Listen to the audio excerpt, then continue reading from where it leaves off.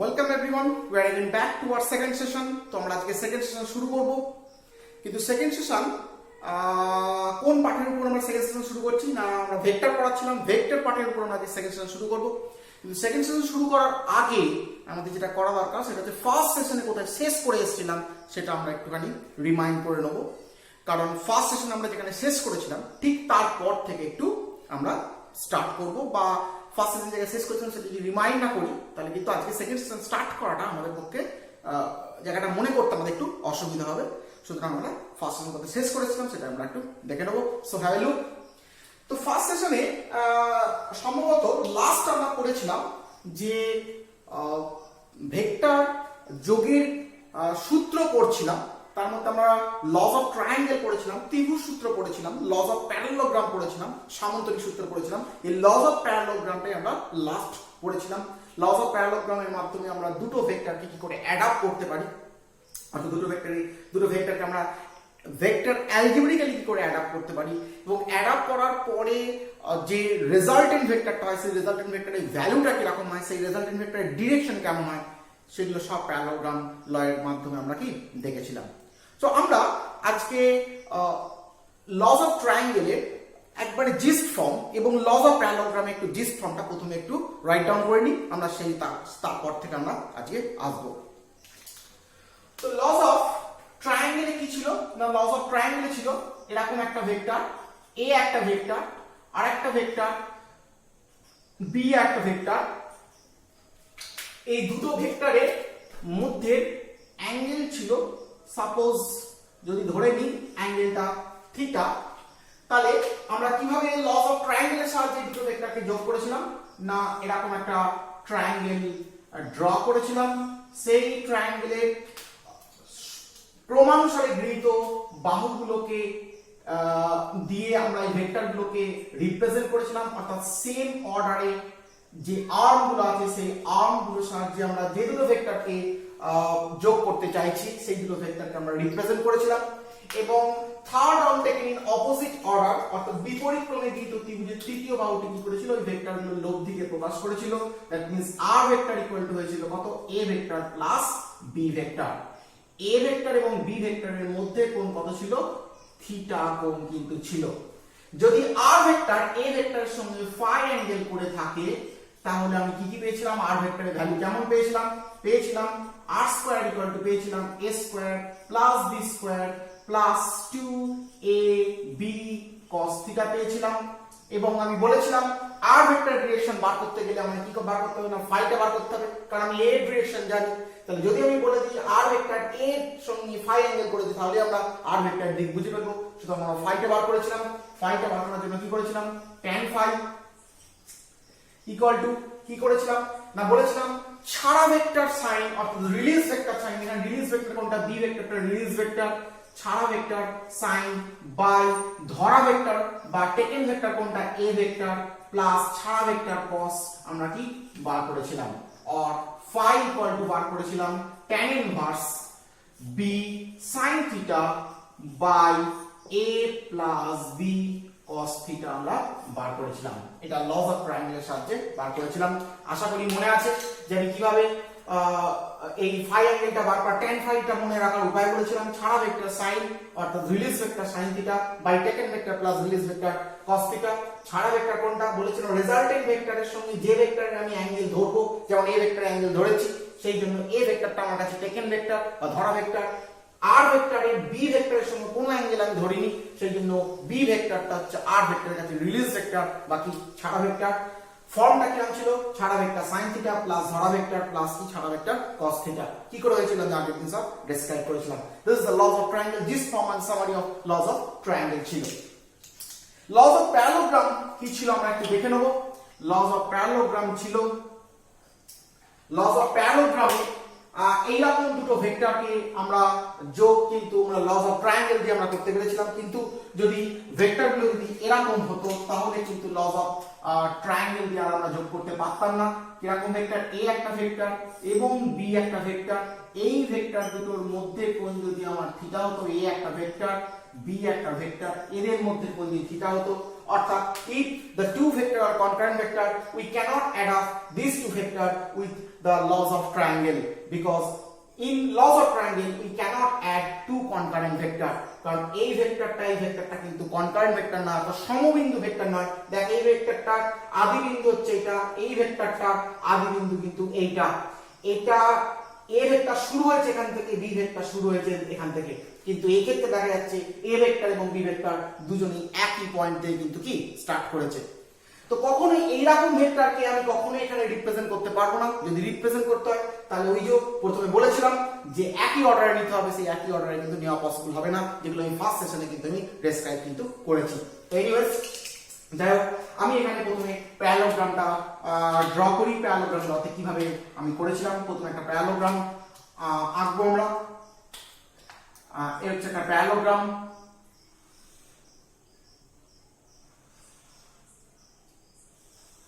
এই হচ্ছে parallelogram. Parallelogram ড্রতে বলা ছিল যে দুটো ভেক্টরকে যোগ করতে হবে, অর্থাৎ যে দুটো কনকারেন্ট ভেক্টর বা সমবিন্দু ভেক্টরকে যোগ করতে হবে, সেই কনকারেন্ট ভেক্টরগুলোকে প্যারালোগ্রামের দুটি সন্নিহিত বাহু বা দুটি কনকারেন্ট আর্ম এর সাহায্যে আমরা রিপ্রেজেন্ট করব। কনকারেন্ট আর্ম বা সন্নিহিত বাহু কোনটা, এটা একটা সন্নিহিত বাহু, এটা একটা সন্নিহিত বাহু, এইটা একটা সন্নিহিত বাহু বা এইটা একটা সন্নিহিত বাহু।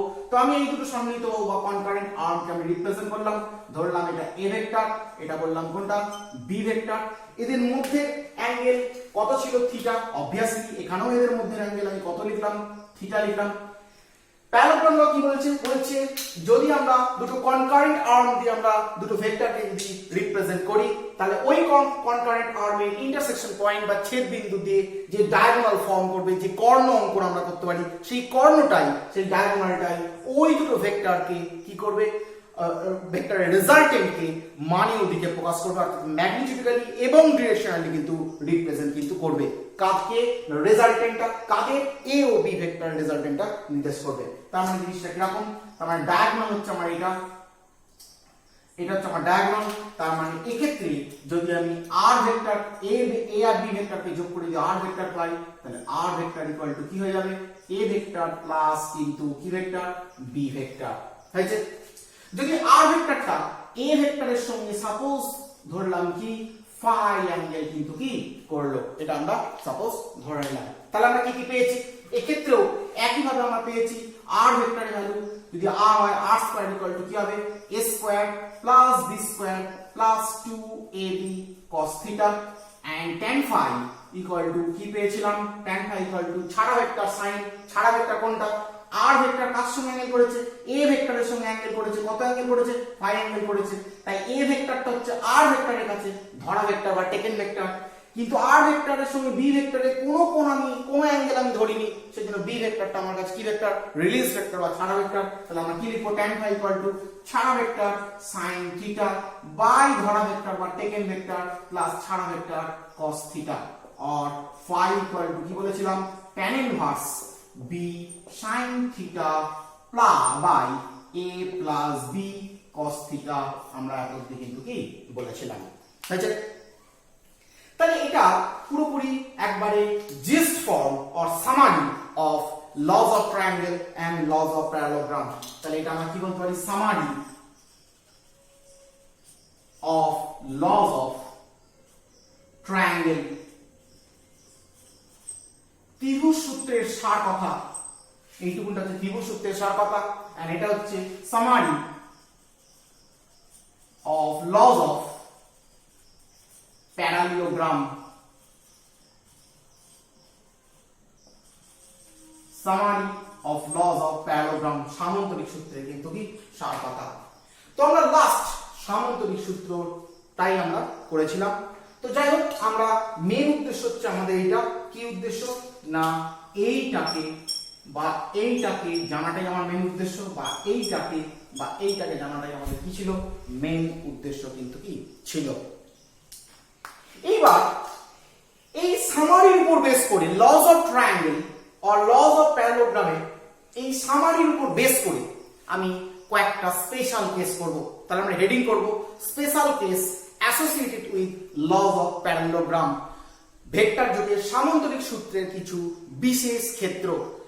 Special cases associated with laws of parallelogram vector যোগের সামান্তরিক সূত্রের কয়েকটি বিশেষ ক্ষেত্র হয়েছে।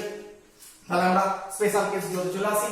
Special case number 1, case number 1, case number 1 এ কি বলছে? বলছে দুটি ভেক্টর যদি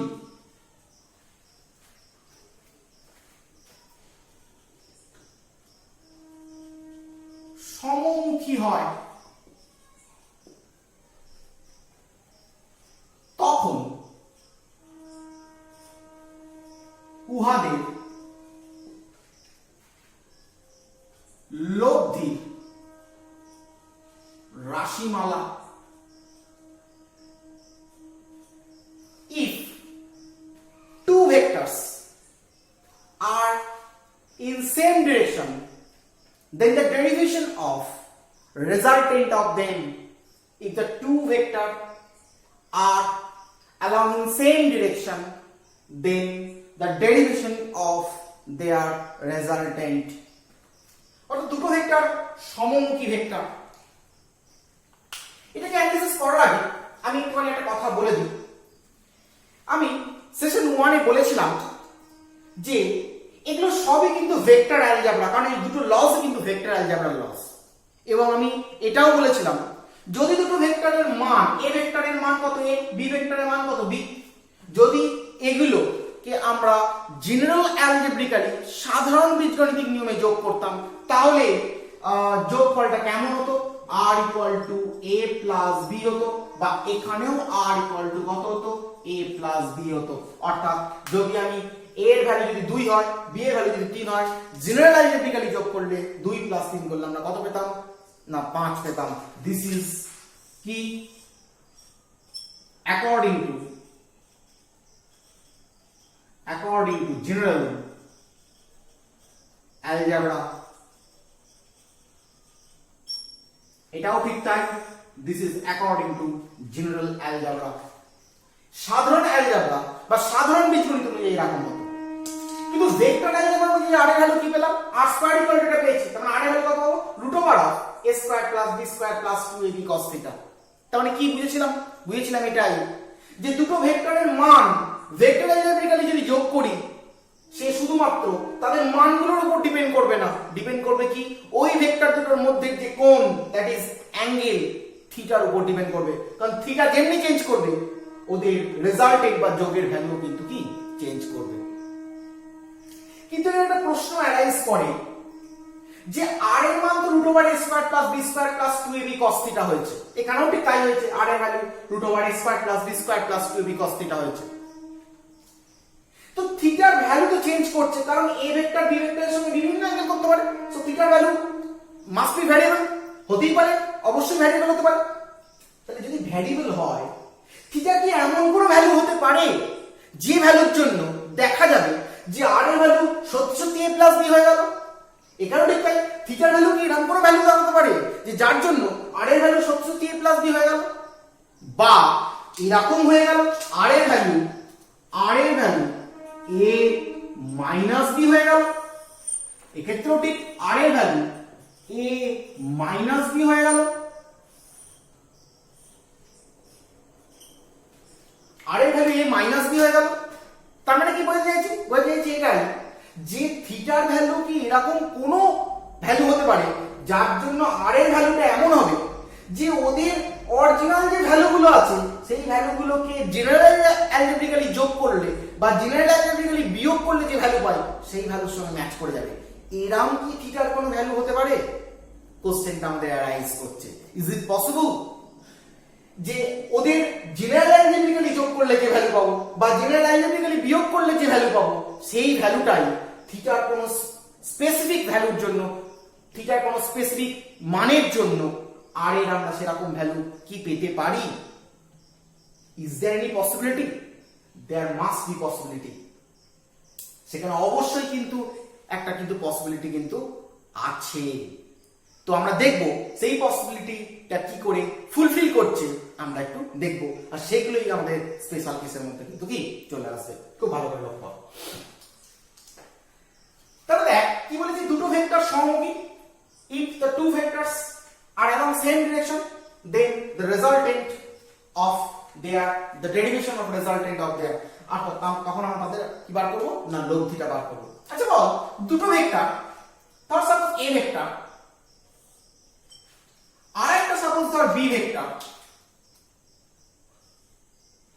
দেখেই বোঝা যাচ্ছে দুটো ভেক্টর সমমুখী, দেখ ইউনিডাইরেকশনাল, একই অভিমুখে আছে। যদি একই অভিমুখে থাকে, ব্লুটা যদি আমার a ভেক্টর হয়, ব্ল্যাকটা যদি আমার b ভেক্টর হয়, according to diagram what is it, আমরা বলতে পারি the angle between a vector and b vector be 0 degree. obviously a vector এবং b vector এর মধ্যে অ্যাঙ্গেল 0 ডিগ্রি। যদি আমরা a ভেক্টর আর b ভেক্টরকে যোগ করে আমরা r ভেক্টর পাই, তাহলে r এর ভ্যালু কেমন হবে? আমরা ফর্মুলা শিখে ফেলেছি, আর আলাদা করে করব না। কি শিখেছি? আমরা শিখেছি r square equal to a square plus b square plus 2ab cos theta শিখে নিয়েছি। তাহলে আমরা দেখেছি a plus b equal to যোগ করে এখানে কত হয় বলে দিয়েছি, r ভেক্টর হবে। তাহলে আমরা বসাই, so r square equal to a square plus b square 2ab cos 0 degree.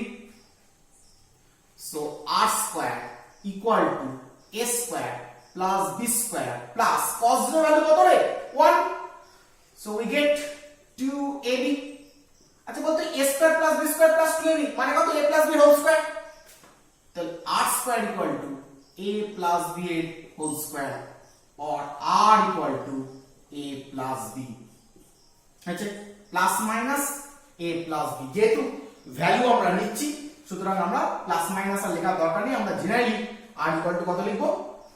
a plus b, কারণ আমরা মড ভ্যালু নিয়ে আমরা কাজ করছি। তাহলে r equal to কত বললাম? a plus b।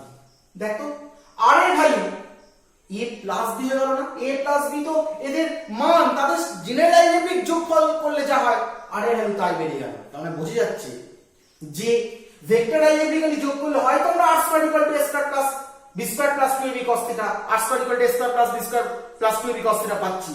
কিন্তু যদি ওদের মধ্যে অ্যাঙ্গেল 0 ডিগ্রি হয়ে যায়, if they are along same direction, যদি তারা একই অভিমুখী হয়ে যায়, তখন কিন্তু ওদের যোগ করে যে ভেক্টর অ্যালজেব্রিক্যালি যোগ করে যে ভ্যালু পাবো আর ওদের জেনারেল অ্যালজেব্রিক্যালি যোগ করেও কিন্তু কি পাবো? একই ভ্যালু কিন্তু কি পাবো। অর্থাৎ দুটো ভেক্টর যখন সমমুখী, দুটো ভেক্টর যখন ইউনিডাইরেকশনাল, দুটো ভেক্টর যখন if the two vectors are in same direction, তখন কিন্তু উহাদের ওই ভেক্টর দুটো রেজাল্টেন্ট যোগের লব্ধি, রেজাল্টেন্ট অফ সামেশন কি হবে? ওদের জেনারেল অ্যালজেব্রিক্যালি অর্থাৎ সাধারণ বীজগাণিতিক প্রক্রিয়ায় যোগ করলে যে মান পাবো সেই মানের সঙ্গে কি হয়ে যাবে? সেম কিন্তু কি হয়ে যাবে। তাহলে আমরা এটা একটা কেস কিন্তু কি 1 কিন্তু আমরা পেয়ে গেলাম, হয়েছে?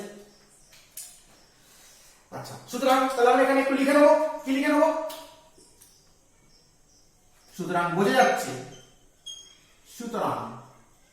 যাচ্ছে দুটি ভেক্টর যখন, সুতরাং বোঝা যাচ্ছে দুটি ভেক্টর যখন সমমুখী তখন উহাদের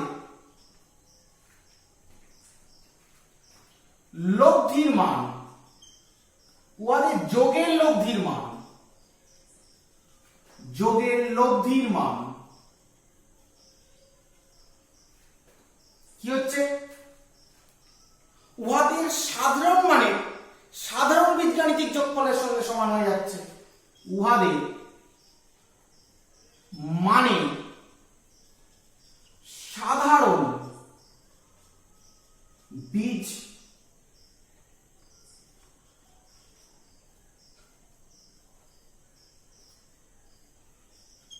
বীজগাণিতিক যোগফলের সঙ্গে সমান হয়ে যায়। কি বললাম? সুতরাং বোঝা যাচ্ছে যদি দুটি ভেক্টর যখন সমমুখী তখন উহাদের যোগের লব্ধির মান কেন না ভেক্টর অ্যালজেব্রিক্যালি যোগের লব্ধির মান উহাদের মানে সাধারণ বীজগাণিতিক যোগফলের সঙ্গে কি যাচ্ছে সমান হয়ে যাচ্ছে। So it is clear that if the two vectors are along same direction, then the resultant of their summation according to vector algebra is equal to the summation of their values according to general algebra. তাহলে আমরা case 1 টা কিন্তু পেয়ে গেলাম। হয়েছে? Case 1 এর এই ঘটনাটা আমাদের আবার কাজে লাগবে, কিছুক্ষণ বাদে কাজে লাগবে। এই কেস 1 টাকে একটু অন্য রকম ভাবে কিন্তু কোশ্চেন কিন্তু করতে পারে। কেস 1 টা দিয়ে কিন্তু অন্য রকমের কিন্তু কোশ্চেন কিন্তু হতে পারে। কি রকমের কোশ্চেন হতে পারে আমরা একটুখানি দেখব। তার আগে আমরা একটা জিনিস একটুখানি দেখে নেব। আমরা ট্রিগোনোমেট্রিক ফাংশন হিসাবে কি কি জেনেছি? Sine theta, cos theta, tan theta, cosec theta, sec theta and cot theta, এগুলো আমরা ট্রিগোনোমেট্রিক ফাংশন হিসেবে জেনে এসেছি। ক্লাস 9 10 আমরা হয়তো করেওছি। তো আমি এখানে অন্য কোনো ফাংশন নিয়ে আলোচনা করতে চাইছি না, আমি শুধু কসটাকে নিয়ে আলোচনা করছি। But because we already have cos, আমরা এখানে কসটা পেয়েছি, সেই জন্য কসটাকে নিয়ে আলোচনা করতে চাইছি। আর প্রশ্ন হলো কি আলোচনা করতে চাইছি? আলোচনা করতে চাইছি এটাই যে কস থিটা, এই কস থিটার ভ্যালু কত হতে পারে? তোমরা এখন বলবি স্যার থিটার ভ্যালু চেঞ্জ করলেই তো কস থিটার ভ্যালু চেঞ্জ করবে। অবশ্যই চেঞ্জ করবে, কিন্তু আমার প্রশ্ন হচ্ছে কস থিটার ম্যাক্সিমাম ভ্যালু কত হতে পারে আর কস থিটার মিনিমাম ভ্যালু বা কত হতে পারে? কস থিটার ম্যাক্সিমাম ভ্যালু হয় ম্যাক্স ভ্যালু হচ্ছে +1 আর মিন ভ্যালু হয় কি -1। মনে রাখতে হবে, এটা পরবর্তীকালে তোরা ম্যাথমেটিক্সে গিয়ে হয়তো করবি বা হয়তো করে ফেলেছিস অলরেডি, যে থিটার ভ্যালু তুই যাই বসাস না কেন দেখা যাবে থিটার যে কোনো ভ্যালুর জন্যই cos থিটার ম্যাক্সিমাম ভ্যালু 1 আর cos থিটার মিনিমাম ভ্যালু -1 হচ্ছে। থিটার কোনো ভ্যালুর জন্যই cos থিটার মান 1 এর থেকে বেশি হবে না, আর থিটার কোনো মানের জন্যই cos থিটার ভ্যালু 1 এর থেকে -1 এর থেকে কম কিন্তু হবে না। সুতরাং cos থিটার ম্যাক্সিমাম ভ্যালু 1 আর cos থিটার মিনিমাম ভ্যালু কিন্তু কি -1। তাহলে এখন তো প্রশ্ন করবি যে স্যার আপনি এটা বললেন কেন? cos থিটার ম্যাক্সিমাম বা মিনিমাম ভ্যালু জেনে আমাদের কি লাভ হবে? অ্যাকচুয়ালি আমাদের লাভ বলতে বললাম কেস 1 দিয়ে আমাদের অন্য রকমের কিন্তু কোশ্চেন হতে পারে। যে কোশ্চেনটা হতে পারে সেই কোশ্চেনের আনসারটা দিতে গেলে আমাদের এই কনসেপ্টটা কিন্তু কি ইউজ করতে হবে। কি কোশ্চেনটা? তো কত বললো যে দুটো ভেক্টরকে তুমি যোগ করো, দুটো ভেক্টরকে যোগ করে দেখাও যে উহাদের যোগের লব্ধির মানে দুটো ভেক্টরের যোগের লব্ধির ম্যাক্সিমাম ভ্যালু ওদের সাধারণ বীজগাণিতিক যোগফলের সঙ্গে সমান হয়ে যায়। কি বললাম? বললাম এটাই যে এরকম ধরনের প্রশ্ন হতে পারে যে দুটো ভেক্টরকে তুমি যোগ করো, যোগ করে যে লব্ধিটা পাবে সেই লব্ধির ম্যাক্সিমাম ভ্যালুটা দেখাও যে ওই ম্যাক্সিমাম ভ্যালুটা ভেক্টরগুলোকে যদি সাধারণ বীজগাণিতিক নিয়মে যোগ করা হতো সেই বীজগাণিতিক নিয়মে যোগ করলে যা ভ্যালু পাওয়া যাবে সেই ভ্যালুটাই কিন্তু ম্যাক্সিমাম ভ্যালু হিসেবে কিন্তু কি ম্যাক্সিমাম ভ্যালু হিসেবে আমরা কিন্তু কি পাবো। এটা তোকে দেখাতে বললো। তার মানে দেখাতে বললো কি রে? দেখাতে বললো এটাই দেখাতে বললো যে তোকে দেখাতে বললো যে দুটো ভেক্টরের যোগের লব্ধির ম্যাক্সিমাম ভ্যালু বার করতে বললো। কি বললাম? দুটো ভেক্টরের যোগের লব্ধির ম্যাক্সিমাম ভ্যালু বার করতে বললো। You have to evaluate the maximum value of resultant of two vectors, অর্থাৎ দুটো ভেক্টরের যোগের লব্ধির ম্যাক্সিমাম ভ্যালু তোকে বার করতে বললো। তার মানে এটা তুই r বার করেছিস, এটা r বার করেছিস, you have to find out r max তোকে বার করতে বললো। তো r max আমরা কি করে বার করব? লেটস সি, দেখা যাক। সাপোজ ধর আমাকে r এর ম্যাক্সিমাম ভ্যালু বার করতে বলেছে, তাহলে r এর ম্যাক্সিমাম ভ্যালু কত হবে? r স্কয়ার ইকুয়াল টু আমরা কত পেয়েছি? a square plus b square plus 2ab cos theta. So r equal to আমরা কত পাচ্ছি? Root over a square plus b square plus 2ab cos theta. আচ্ছা বলতো r এর ম্যাক্সিমাম হতে গেলে এই পুরো পার্টটাকে ম্যাক্সিমাম হতে হবে, কারটাকে সর্বোচ্চ হতে গেলে এই পুরো পার্টটাকে কি সর্বোচ্চ হতে হবে? এখন এই পুরো পার্টটা সর্বোচ্চ কি করে হবে? পুরো পার্টটা সর্বোচ্চ হতে গেলে ভ্যালুগুলো সব চেঞ্জ করতে হবে। তো এর ভ্যালুগুলো চেঞ্জ বলতে এর মধ্যে কোন কোন ভ্যালু চেঞ্জ করতে পারে, কোন কোন ভ্যালু চেঞ্জ করতে পারে সেটা আমাদের অবজার্ভ করতে হবে। আচ্ছা বল a এবং b ভেক্টর যে দুটো তুই যোগ করতে চাইছিস সেই দুটো ভেক্টর তুই আগে থেকেই নিয়ে রেখে দিয়েছিস। তো আগে থেকে যেহেতু ওকে কনসিডার করে রেখে দিয়েছিস তাহলে ওর ভ্যালু চেঞ্জ করার কোনো প্রশ্নই ওঠে না। তাহলে a এর ভ্যালু b এর ভ্যালু চেঞ্জের কোনো প্রশ্নই ওঠে না। এখন a এর ভ্যালু b এর ভ্যালু 2ab ভ্যালু চেঞ্জের কোনো প্রশ্নই ওঠে না। প্রশ্ন চেঞ্জের প্রশ্ন কোথায় আসতে পারে? থিটার ভ্যালু চেঞ্জের প্রশ্ন আসতে পারে। কারণ না তোকে বলেছি আর b কে যোগ করতে বলেছে কিন্তু তোকে বলে দেয়নি a আর b এর ডিরেকশন কোন দিকে, a আর b পরস্পরের সঙ্গে কত অ্যাঙ্গেল করবে, এটা কিন্তু ইউ আর নট গিভেন, তোকে কিন্তু দিয়ে দেওয়া হয়নি। সুতরাং দুটো ভেক্টরের অ্যাঙ্গেল চেঞ্জ করলে তুই থিটার ভ্যালু চেঞ্জ করতে পারবি, আর থিটার ভ্যালু চেঞ্জ করলে আর এর তুই হয়তো ম্যাক্সিমাম ভ্যালু কিন্তু কি পেতেই পারিস। তাহলে এটুকুন বোঝা যাচ্ছে যে দুটো ভেক্টর বলে দিলেও যদি ওদের মধ্যে অ্যাঙ্গেলটা না বলে দেয়, অ্যাঙ্গেলটা চেঞ্জ করলে আমরা আর এর হয়তো ম্যাক্সিমাম বা মিনিমাম ভ্যালু কিন্তু কি পেতে পারি। তো দেখা যাক থিটা চেঞ্জ করলে বোঝা যাচ্ছে আর কিন্তু কি করবে? চেঞ্জ করবে। তাহলে এটুকুন ক্লিয়ার, a চেঞ্জ করছে না, b চেঞ্জ করছে না, 2ab চেঞ্জ করছে না, অনলি থিটা চেঞ্জ করছে। তার মানে এটুকুন ক্লিয়ার যে r কে ম্যাক্সিমাম হতে গেলে এই cos থিটার মানকে কি হতে হবে? ম্যাক্সিমাম হতে হবে। কারণ এরা তো চেঞ্জ করছে না, a যদি ম্যাক্সিমাম হয়, a যদি সর্বোচ্চ হয়ে যায় তাহলে কি হবে? r সর্বোচ্চ হয়ে যাবে। তাহলে আমাকে দেখতে হবে cos থিটার ম্যাক্সিমাম ভ্যালু কত। দেখ আমি এই জন্যই আগে এটা বলে রেখেছিলাম cos থিটার ম্যাক্সিমাম ভ্যালু কত? +1। তাহলে আমরা বসিয়ে দেবো cos থিটার ম্যাক্সিমাম ভ্যালু +1। তাহলে আমরা নিচে লিখব r max ইকুয়াল টু কি? Root over a square plus b square plus 2ab into কত? 1। cos থিটার ভ্যালু কত? 1 বসে দেব, ম্যাক্সিমাম ভ্যালু 1 বিকজ cos থিটার maximum value of cos theta equal to কি? +1। তাহলে নিচে লিখে রাখবো আর কি সর্বোচ্চ হতে গেলে cos থিটা কেও সর্বোচ্চ হতে হয়েছে এখানে, কারণ আর এর মান সর্বোচ্চ হতে গেলে cos থিটা এর মানকেও সর্বোচ্চ হতে হবে।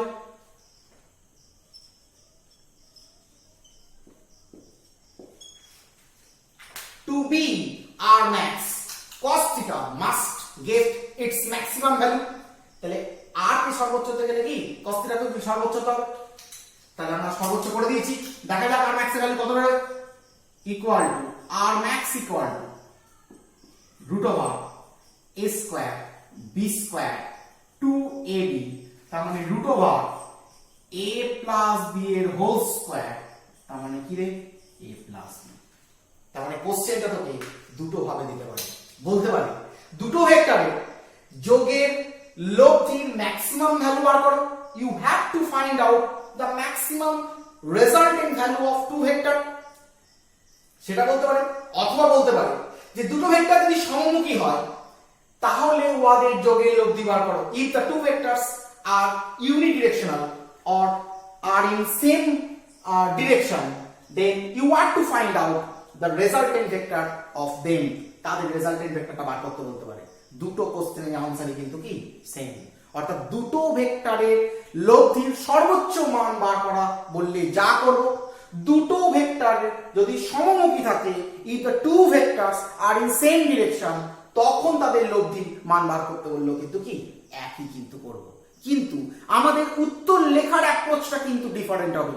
যখন আমরা দুটো ভেক্টর সমমুখী বলবো তখন cos থিটার জায়গায় 0 বসিয়ে r plus a plus b বার করব, আর যখন দুটো ভেক্টরের মধ্যে মান সর্বোচ্চ বার করতে বলবো তখন আমরা বলে দেবো যে r কে ম্যাক্সিমাম হতে গেলে cos থিটাকে 1 হতে হবে, কারণ cos থিটার ম্যাক্সিমাম ভ্যালু কত?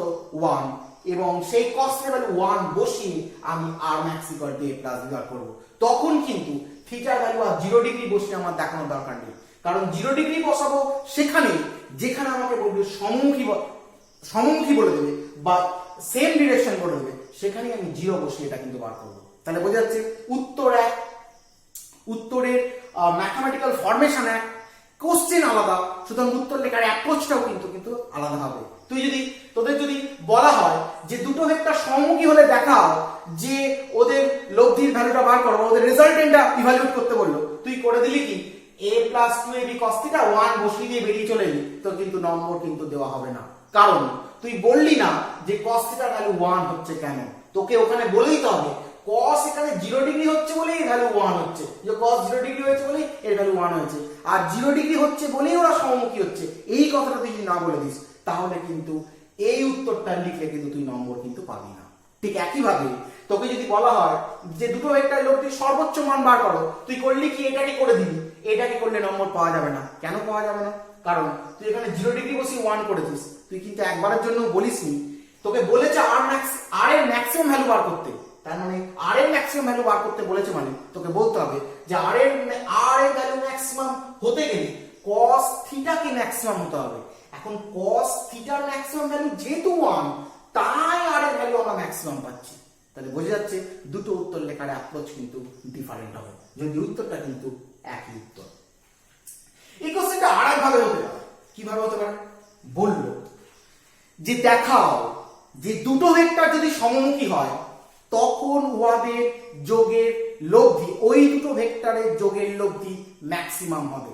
If the two vectors are in same direction, then so that their resultant will be maximum. অর্থাৎ দুটো ভেক্টর যদি সমমুখী হয় তখন উহাদের যোগের লব্ধি কিন্তু কি হবে, সর্বোচ্চ হবে, তোকে দেখাতে বললো।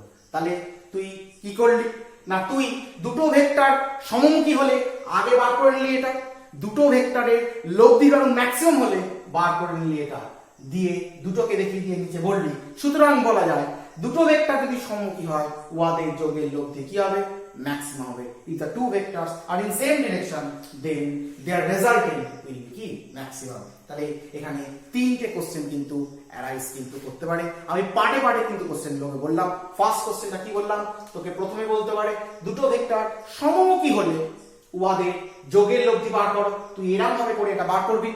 যদি বললো যে দুটো ভেক্টরের লব্ধির সর্বোচ্চ মান বার করো, you are to evaluate the maximum value of maximum resultant value of two vectors, তাহলে তুই করে এটা বার করবি। কিন্তু তোকে যদি বলে থার্ড কোশ্চেন নাম বলতে পারে যে দেখাও দুটো ভেক্টর সমমুখী হলে উহাদের যোগের লব্ধি সর্বোচ্চ হবে।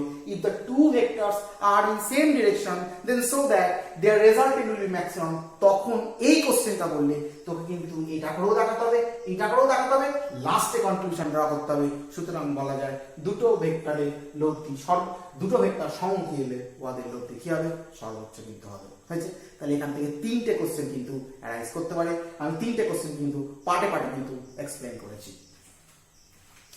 তাহলে কেস 1 আমাদের কিন্তু কি কমপ্লিট হয়ে গেল, মুছে দিলাম কেস 1।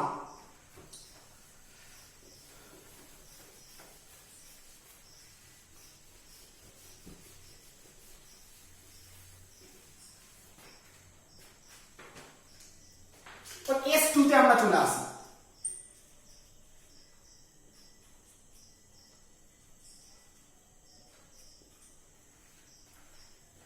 যদি দুটি ভেক্টর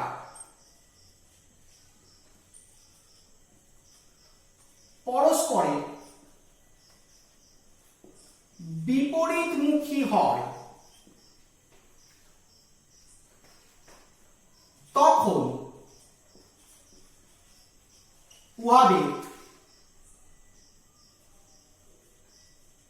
যোগের লব্ধি vector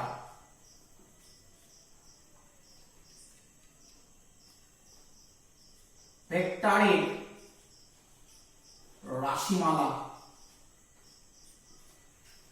If the two vectors are oppositely directed, then the derivation of their resultant of summation অর্থাৎ তাদের যোগের লব্ধি রাশিমালা তোকে বার করতে বলছে। If the two vectors are directed oppositely then the derivation of their resultant. তাহলে দুটো ভেক্টর বলছে পরস্পরের বিপরীতমুখী। জিনিসটা কিরকম? সাপোজ ধর এ একটা ভেক্টর,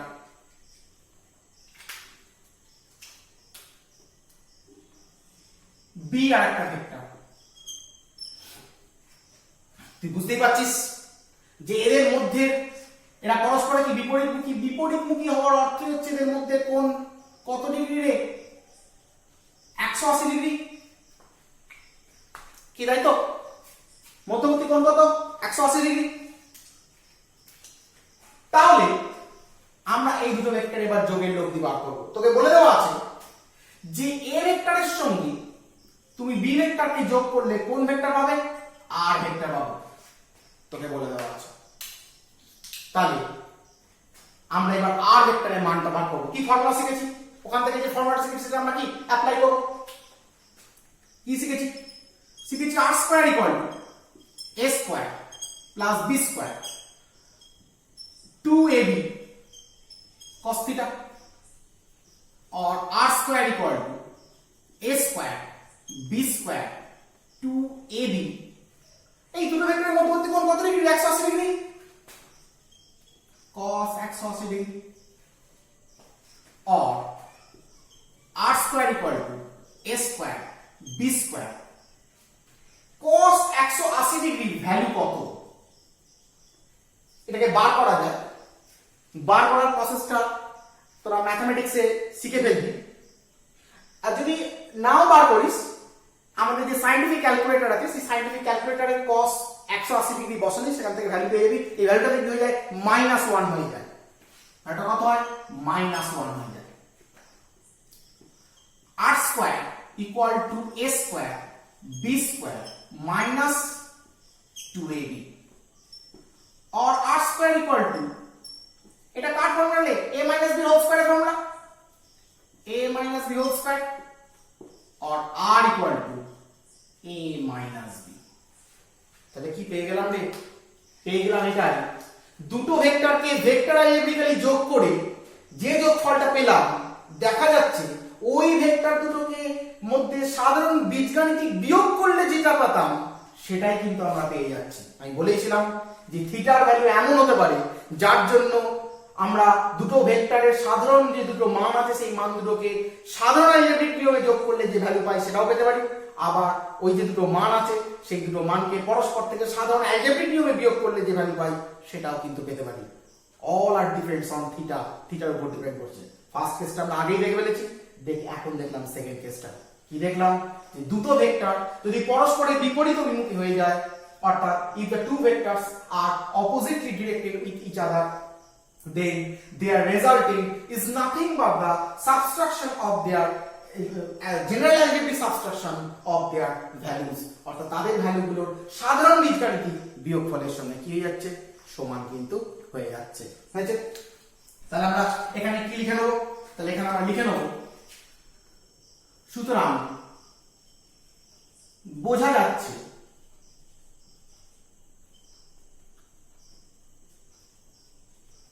যদি দুটি ভেক্টর পরস্পরের বিপরীত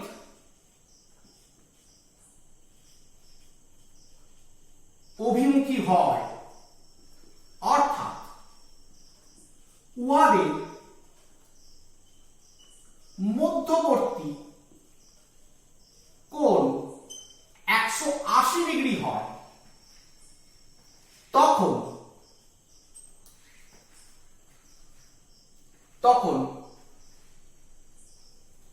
উহাদের যোগের লব্ধি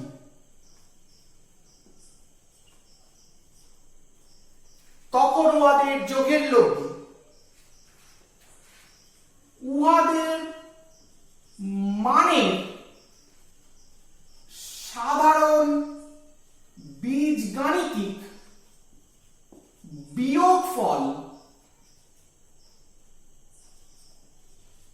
বিয়োগফলের সঙ্গে সমান হয়ে যাবে। কি বললাম? সুতরাং বোঝা যাচ্ছে যদি দুটি ভেক্টর পরস্পরের বিপরীত অভিমুখী হয়, দুটো ভেক্টর পরস্পরের বিপরীত অভিমুখী, অর্থাৎ ওয়াদের মধ্যবর্তী কোণ 180 ডিগ্রি হয়, ওয়াদের মধ্যবর্তী কোণ 180 ডিগ্রি, তখন ওয়াদের যোগের লব্ধি, এই যে ওয়াদের যোগের লব্ধি কোনটা? আর লব্ধি, ওয়াদের মানে সাধারণ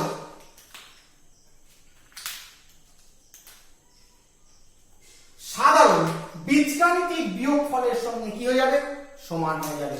So it is clear that if two vectors are oppositely directed, that is the angle between them is 180 degree, then their resultant of summation must be equal to the general algebraic subtraction of their values. তাহলে আমরা দেখে ফেললাম যে r ভেক্টরে r vector অর্থাৎ a plus b এর value মান r vector equal to a plus b ভেক্টরে r এর মান ওয়াদের সাধারণ যে বীজগাণিতিক যোগফল তার সঙ্গে সমান হতে পারে, ওয়াদের মানের যে সাধারণ বিয়োগফল তার সঙ্গে কিন্তু কি সমান কিন্তু হতে পারে। আচ্ছা, এখানে আরেকটা কোশ্চেন কিন্তু অ্যানালাইজ করতে পারে। কি কোশ্চেন অ্যানালাইজ করতে পারে? ঠিক আগেরটার মতো। তোকে বলা হলো যে দুটো ভেক্টরে যোগে লব্ধির সর্বনিম্ন মান বার করো। কি বললো? দুটো ভেক্টরের যোগের লব্ধির সর্বনিম্ন বার করো। তোকে বলা হলো you want to evaluate the minimum value of resultant of two vectors, দুটো ভেক্টরের যোগের লব্ধির সর্বনিম্ন ভ্যালু বার করতে বলবো। তাহলে আমরা কি করব? তাহলে দুটি ভেক্টরে যোগে লব্ধি সর্বনিম্ন মান, এটাকে তোকে বার করতে বলবো। আচ্ছা বলতো দুটো ভেক্টর কোনটা কোনটা? a plus b। তাহলে আগে আমরা লিখি, কি পেয়েছিলাম এটাই, এখান থেকেই লিখছি r equal to root over a square b square plus 2ab cos theta পেয়েছি। কি বার করতে বলেছে? সর্বনিম্ন মান বার করতে বলেছে। তাহলে r এর ভ্যালু কি মিনিমাম, আর মিনিমাম বার করতে বলেছে। এখন বল r এর ভ্যালু পরিবর্তন করতে পারে, শুধু থিটা পরিবর্তন করলে, আমি আগে কেসে দেখিয়েছি, কারণ a আর b এগুলো চেঞ্জ করতে পারে না, এগুলো আগে থেকে আমরা ধরে নিয়েছি। সুতরাং r কে আমাকে কি করতে হবে? মিনিমাম করতে হবে। তাহলে বল r কে যদি মিনিমাম করি, r min equal to a square b square 2ab cos theta min, অর্থাৎ cos থিটার মিনিমাম ভ্যালু বসাতে হবে, কারণ cos থিটা যদি সর্বনিম্ন হয় তাহলে আর সর্বনিম্ন হয়ে যাবে। কেন না? বাদবাকিগুলো তো পরিবর্তন করছে না, কারণ এটা যদি সর্বনিম্ন হয় তাহলে আর সর্বনিম্ন হয়ে যাবে। আর মিনিমাম লিখেছি, cos থিটাও মিনিমাম লিখেছি। দেখ তো cos থিটার মিনিমাম ভ্যালু কতবার করে রেখেছিলাম আগে? -1 বসিয়ে দেবো, তাহলে বসিয়ে দিই। Then r min equal to root over a square b square plus 2ab minus 1, that is r mean equal to root over a square b square minus 2ab equal to root over a minus b whole square equal to a minus b। দেখো দুটো ভেক্টরের যোগের লব্ধির সর্বোচ্চ মানটা ওয়াদের মানের সাধারণ বীজগাণিতিক যোগফলের সঙ্গে সমান হয়ে গেল। that is the maximum resultant value of two vectors is nothing but the general algebraic subtraction of their values, অর্থাৎ তাদের সাধারণ ভ্যালু কি বিয়োগফলের সঙ্গে কি হয়ে গেল? সমান কিন্তু হয়ে গেল।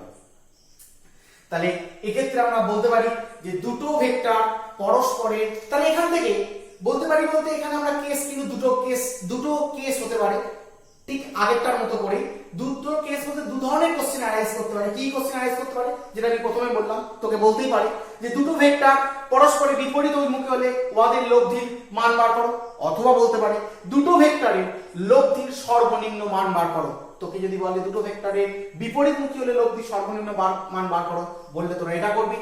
আর এখানে যদি বলে দুটো ভেক্টরের লব্ধি দুটো ভেক্টর পরস্পরের বিপরীতমুখী হলে কি মান বেরোবে সেটা যদি বার করতে বলে তখন এটা করবি। আর যদি বলে দুটো ভেক্টরের লব্ধি সর্বনিম্ন মান বার করো তখন বললে কিন্তু কি এটা করবি। কিন্তু এটা করার সময় পাশে একটু লিখে দিতে হবে। কি লিখে দিতে হবে? যেহেতু cos থিটা এর সর্বনিম্ন মান -1, এটা কিন্তু পাশে অবশ্যই লিখে দিতে হবে। তাহলে কোশ্চেনটা দু রকম ভাবে আমাদের কাছে অ্যানালাইজ করতে পারে এবং এটা থেকে 3 নম্বর কোশ্চেন হতে পারে, ঠিক আগেরটার মতো। লাস্টে আগেরটার যে 3 নম্বর কোশ্চেনটা আমি বলেছিলাম, কি বলেছিলাম, এরকম ভাবে প্রশ্ন হতে পারে, বলতে পারে দেখাও যে দুটো ভেক্টর পরস্পরের বিপরীত অভিমুখে হলে উহাদের লব্ধির মান সর্বনিম্ন হয়। তখন আমরা কি করব? দুটো ভেক্টর বিপরীতমুখী হলে কি হয় বার করে নেব, দুটো ভেক্টরের সর্বনিম্ন মান কি হয় বার করে নেব, লাস্টে লিখে দেবো। সুতরাং বলা যায় দুটো ভেক্টরের পরস্পরের বিপরীতমুখী হলে উহাদের লব্ধির মান কি হয়ে যায়? সর্বনিম্ন কিন্তু কি হয়ে যায়। তাহলে এক্ষেত্রেও কিন্তু 3 ধরনের কোশ্চেন অ্যারাইজ করতে পারে।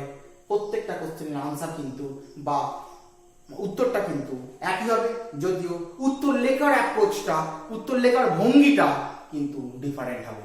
যখন ম্যাক্সিমাম বার করতে বলবে তখন এই ক্যালকুলেশনটা করলে হবে না। আবার যখন দুটো ভেক্টর বিপরীতমুখী বললে যেটা হবে সেটা কিন্তু তার ক্ষেত্রে কিন্তু এই ক্যালকুলেশন হবে না। ম্যাক্সিমাম বললে, মিনিমাম বললে এই ক্যালকুলেশনটাই করতে হবে।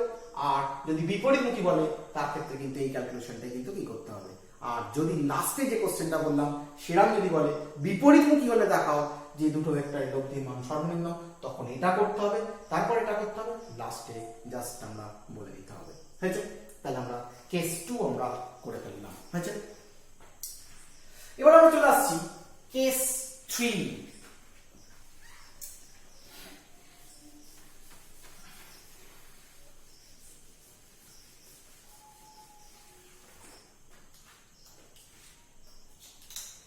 কেস 3 তে যদি দুটি সমান মানের ভেক্টর করে দিই,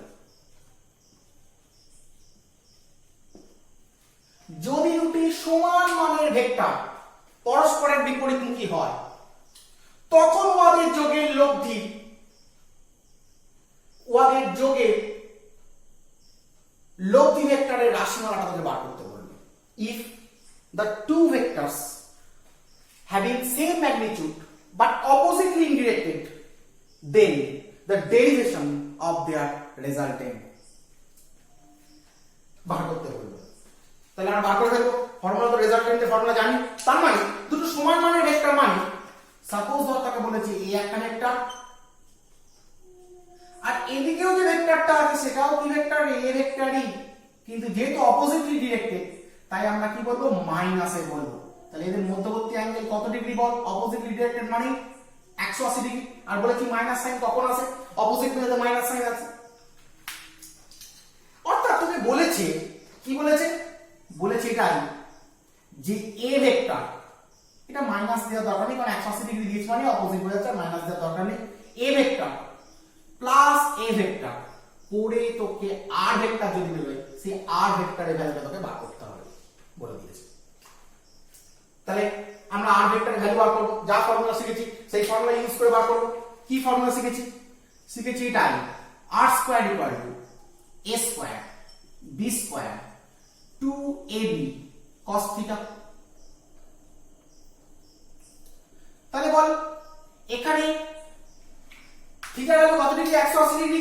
তাহলে লিখবো r square equal to a square plus, আচ্ছা আগে তো এখানে b ছিল বলে b লিখেছিলাম, এখানে কি b আছে? b নেই, a আছে, a লিখবো, plus a square 2a cos 180 degree और r square equal to a square plus a square minus 2a cos 180 value কত বলেছি? -1।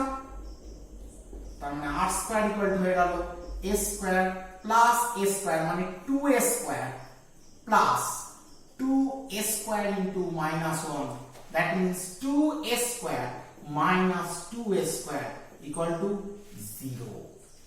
তাহলে বোঝা যাচ্ছে কি? বোঝা যাচ্ছে এটাই। যদি দুটো সমান মানে কিন্তু বিপরীত অভিমুখী ভেক্টরকে আমরা যোগ করি, যোগ করে যে ভেক্টরটা পাবো তার মানটা কি হয়ে যাবে? শূন্য হয়ে যাবে। কি বলেছিলাম? যদি কোনো ভেক্টরের মান শূন্য হয়ে যায় সেই ভেক্টরকে আমরা কি ভেক্টর হিসেবে ট্রিট করেছিলাম? জিরো ভেক্টর আর নাল ভেক্টর বলেছিলাম, একবারে প্রথমের দিকে বলেছিলাম। তাহলে কি বলতে পারি না, দুটি বিপরীত ভেক্টর বা দুটি সমান মানের বিপরীতমুখী ভেক্টরকে যোগ করলে আমরা কি ভেক্টর পাই? শূন্য ভেক্টর পাই। তাহলে আমরা নিচে লিখে রাখবো। সুতরাং বলা যায়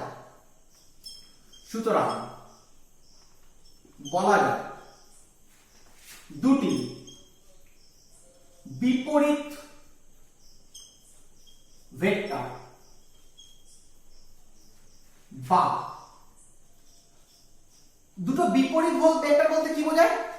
দুটো বিপরীত ভেক্টর বলতে কিন্তু এটাই বোঝায় সমান মানের বিপরীত ভেক্টরকে বিপরীত ভেক্টর বলে। কারণ যখন বিপরীত ভেক্টর পড়িয়েছিলাম তখন আমি বলেছিলাম দুটি বিপরীত ভেক্টর বা পাশে লিখে দিচ্ছি দুটি সমান মানের বিপরীত অভিমুখী ভেক্টর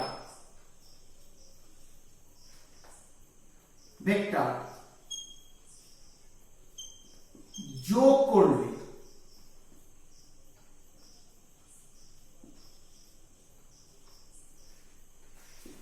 লব্ধি ভেক্টর রূপে জিরো ভেক্টর বা নাল ভেক্টর পাওয়া যায়। So it is said that if we add two opposite vectors or two vectors having same magnitude but oppositely directed, then we get zero vector or null vector. অর্থাৎ দুটি বিপরীত vector বা সমান মানের বিপরীত অভিমুখী ভেক্টরকে যদি আমরা যোগ করি, যোগফল রূপে আমরা কি পাই? জিরো ভেক্টর বা নাল ভেক্টর আমরা কি পেতে পারি। অর্থাৎ তোকে প্রশ্ন এইভাবে করতে পারে যে দেখাও যে দুটি বিপরীত অভিমুখী সমান মানের ভেক্টর যোগ করলে আমরা নাল ভেক্টর পাই। তখন কিন্তু এই ইমপ্লিমেন্টেশনটা করে কিন্তু আমাদের কিন্তু কি দেখাতে হবে। আমি প্রত্যেকটা জিনিস কেস বলছি, তার করেসপন্ডিং কি কোশ্চেন হতে পারে সেটাও কিন্তু আমি বলে দিচ্ছি। বলতে পারে কি বললাম, so that if we add two opposite vector or two vectors having same value but oppositely directed, then we get the zero vector or null vector. এই কোশ্চেনটা কিন্তু কি বলতে কিন্তু পারে, তখন কিন্তু এটা আমাদের কিন্তু কি করে কিন্তু দেখাতে হবে। হয়েছে? তাহলে কেস 3 আমাদের কিন্তু হয়ে গেল। এবার আমরা চলে আসবো কেস 4 এ। তাহলে কেস 4 আমরা করব, মুছে দিলাম এটা।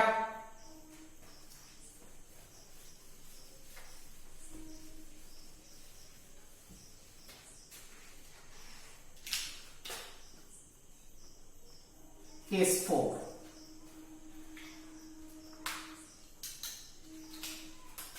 দুটি সমান মানেরটা কেটে দিচ্ছি। যদি দুটি ভেক্টর পরস্পরের বিপরীত অভিমুখী নয়, পরস্পরের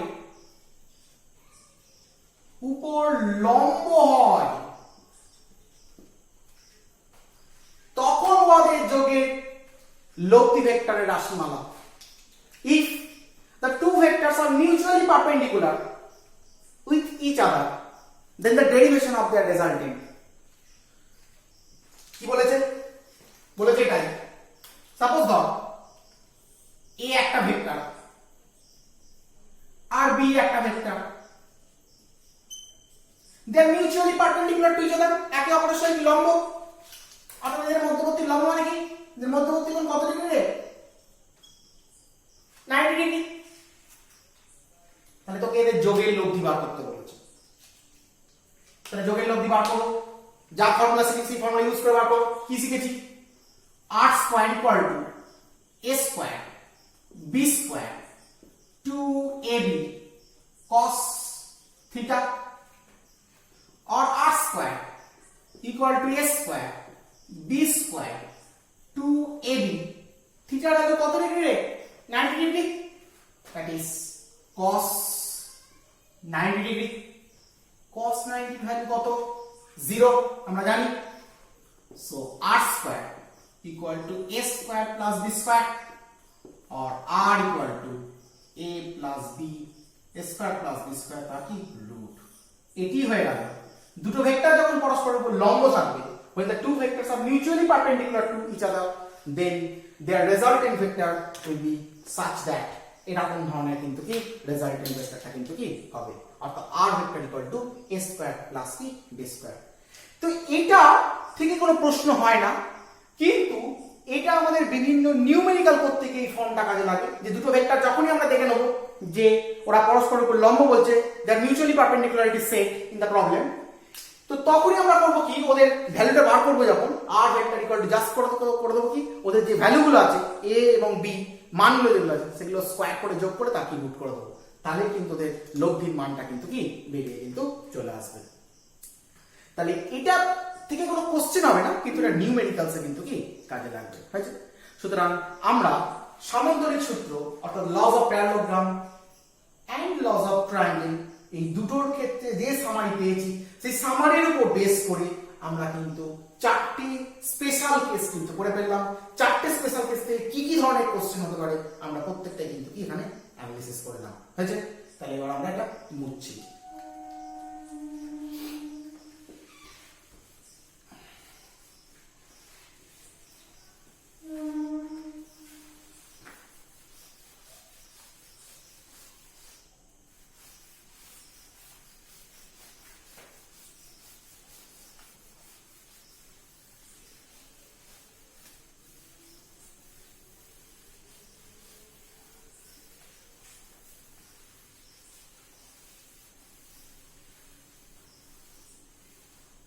হয়েছে তাহলে এবার আমরা একটা নতুন টপিকে চলে আসবো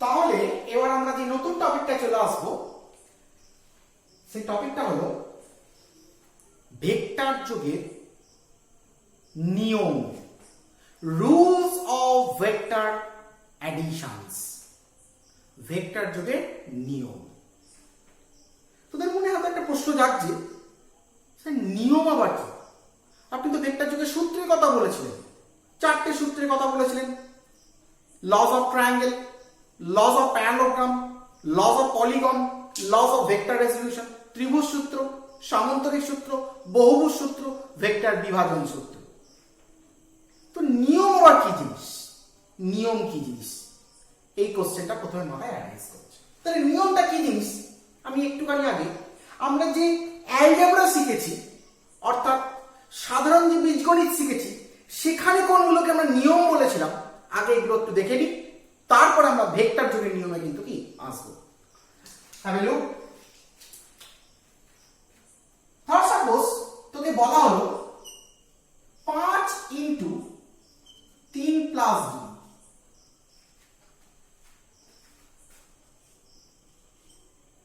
2 x ইকুয়াল টু বলা হলো 5 ইনটু 3 প্লাস 2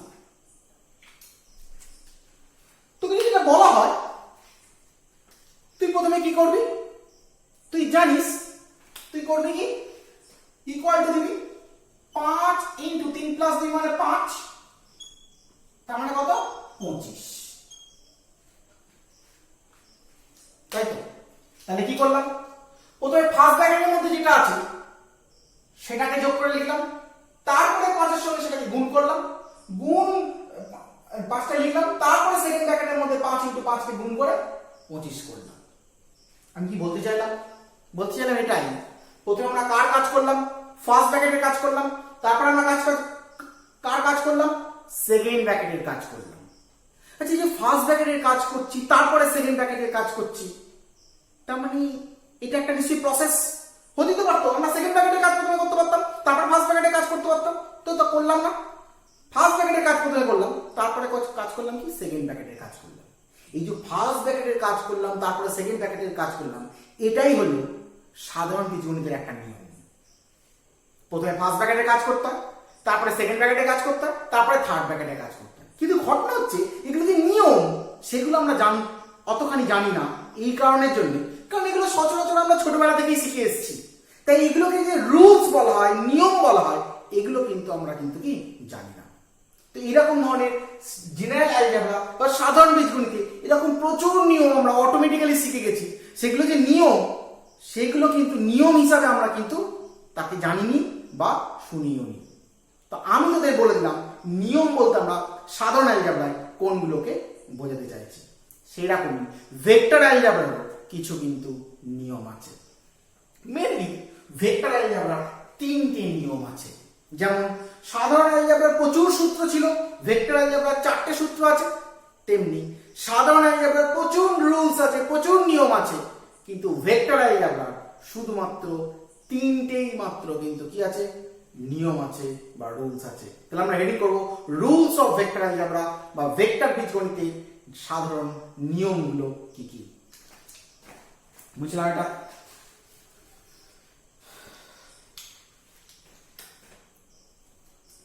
রুলস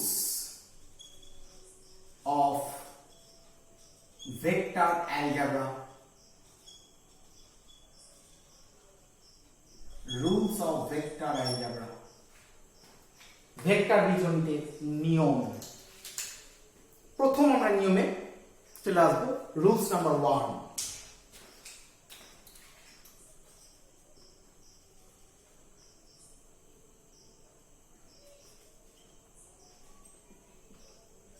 এই রুলটার নাম কি? এই রুলটার নাম হচ্ছে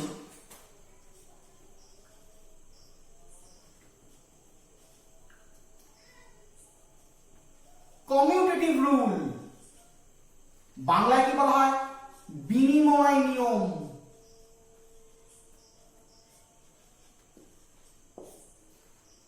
কমিউটেটিভ রুল বা বিনিময় নিয়ম। ঘটনা হচ্ছে এই বিনিময় নিয়মটা সাধারণ অ্যালজেব্রার মধ্যেও আছে, কিন্তু আশ্চর্য ব্যাপারটা হলো এটাই যে আমরা ওটাকে যে বিনিময় নিয়ম বলা হয় সেই হিসাবে কিন্তু সাধারণ অ্যালজেব্রা কোনোদিন জানতামই না। দেখ কি নিয়মটা, তাহলে বুঝতে পারবি। সাপোজ 3 + 2 করলে কত হয় রে? 5 হয় সাধারণ অ্যালজেব্রার মধ্যে। আবার যদি 2 + 3 করিস তাহলেও কত হয়? 5 হয়। দুটোর উত্তরে কি বেরোচ্ছে? 5ই বেরোচ্ছে। কিন্তু এটা আর এটা কি এক? উত্তর হচ্ছে না, এটা এক নয়। এখানে 3 এর সঙ্গে 2 কে যোগ করেছি আর এখানে 2 এর সঙ্গে 3 কে যোগ করেছি। তার মানে কি? এখানে বোঝাচ্ছে সংখ্যাগুলো তাদের অবস্থান বিনিময় করেছে। 3 এর অবস্থানে 2 এসছে, 2 এর অবস্থানে 3 এসছে। That means the numericals changes there position. অর্থাৎ নিউমেরিক্যালস কি করেছে? তাদের পজিশনটা কি করেছে? চেঞ্জ করেছে, অর্থাৎ পরিবর্তন করেছে। পরিবর্তন করে কি করেছে? একে অন্যের পজিশনে কিন্তু কি গেছে, অর্থাৎ একে অন্যের পজিশন কিন্তু কি করেছে? অ্যাচিভ করে নিয়েছে। তাহলে দেখা যাচ্ছে সাধারণ বীজগণিতিক নিয়মে দুটো সংখ্যা যদি তাদের অবস্থানের পরিবর্তন ঘটায় তাহলে কিন্তু তাদের রেজাল্ট কিন্তু পার্থক্য কিন্তু ঘটে না। এটা সাধারণ বীজগণিতের ঘটনা। ঘটনা হচ্ছে এটাই যে ভেক্টর বীজগণিতেও একই ঘটনাই ঘটে। কি ঘটনা ঘটে? Let's see. ভেক্টর বীজগণিত বলছে দুটো ভেক্টর a + b যদি করে আমরা r ভেক্টর পাই, তাহলে বলছে b ভেক্টরের সঙ্গেও তুমি a ভেক্টরকে যোগ করলে কি পাবে? r ভেক্টরই পাবে। অর্থাৎ বিনিময় নিয়মে বলছে ইফ দ্যাট যদি দুটো ভেক্টর তাদের অবস্থান কি করে? বিনিময় করে। অর্থাৎ অবস্থান তাদের a এর অবস্থানে b এসছে, b এর অবস্থানে a এসছে, অর্থাৎ তারা যদি তাদের অবস্থানের বিনিময় করে করলেও তাদের কিন্তু রেজাল্টেন্ট বা লব্ধে কিন্তু কোনো পরিবর্তন কিন্তু কি হয় না? ঘটে কিন্তু না। অর্থাৎ সাধারণ বীজগণিতে যে নিয়ম ছিল ভেক্টর বীজগণিতেও কিন্তু একই নিয়ম। সাধারণ বীজগণিতের সংখ্যা ছিল, ভেক্টর বীজগণিতে তার জায়গায় কি আছে, ভেক্টর আছে। অর্থাৎ দুটো ভেক্টর তাদের যদি অবস্থানের বিনিময় করে, অবস্থানের কি বলবো ট্রান্সফর্ম করে, অবস্থানে ইন্টারচেঞ্জ করে, পরস্পরের মধ্যে পরিবর্তন করে, তাহলে কিন্তু তাদের রেজাল্টেন্ট কিন্তু কোন রকম কিন্তু পার্থক্য ঘটবে না। তাহলে বিনিময় নিয়মটা কি একটু লিখে নিই। দুটি ভেক্টর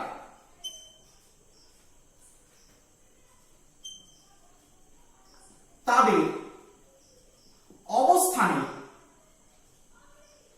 বিনিময় ঘটালেও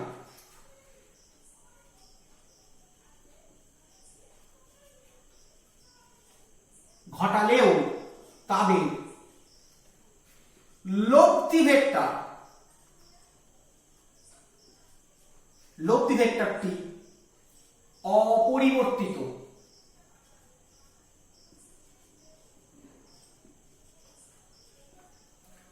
দুটি ভেক্টর তাদের অবস্থানের বিনিময় ঘটালেও তাদের লব্ধি ভেক্টরটি অপরিবর্তিত থাকে। If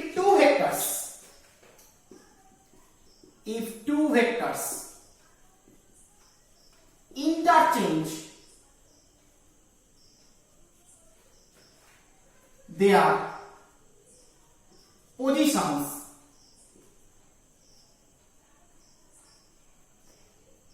then their resultant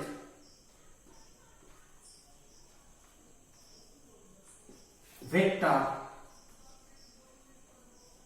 remain invariant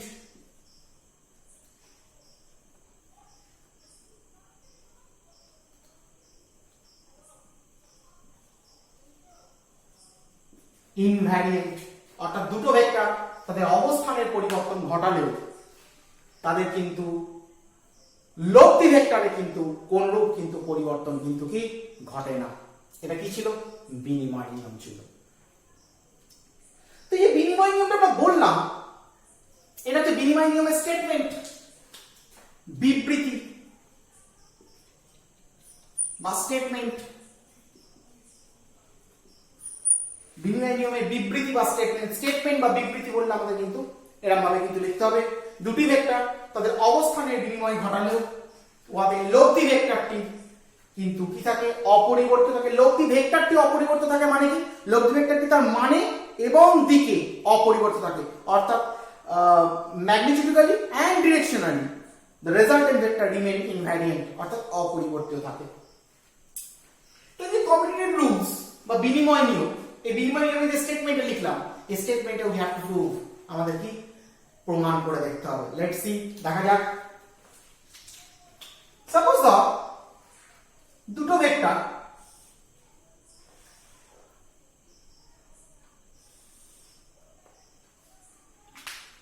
একটা ভেক্টর এ ভেক্টর যেমনটা লিখেছি, এ ভেক্টর, আর একটা ভেক্টর বি ভেক্টর, এদের মধ্যে কোণটা হচ্ছে কত ডিগ্রি, থিটা। অবভিয়াসলি তুই বুঝতে পারছিস according to triangle law r vector এটাই হবে, r vector equal to a vector plus B vector হবে।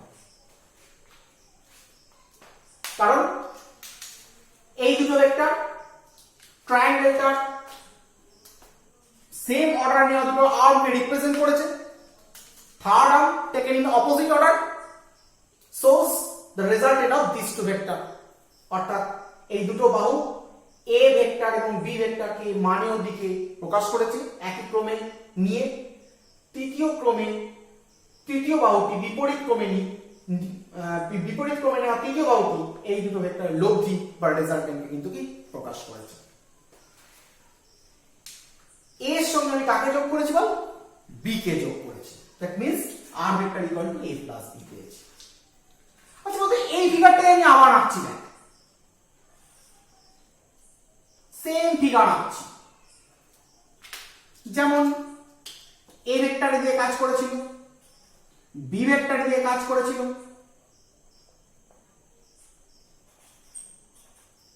এদের মধ্যের অ্যাঙ্গেল কত হয়েছিল, থিটা হয়েছিল।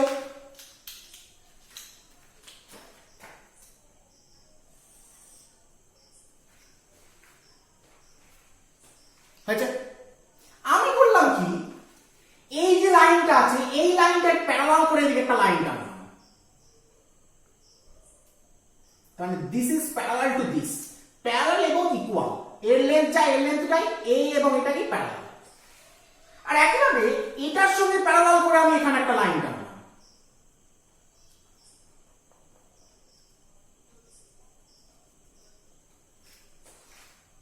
যদি টানি তাহলে কি হয়ে গেল, একটা সামান্তরিক তৈরি করে ফেললাম না, আমরা একটা প্যারালোগ্রাম ফর্ম করে ফেললাম।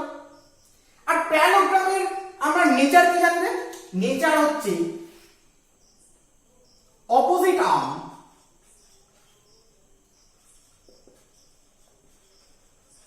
are equal and parallel,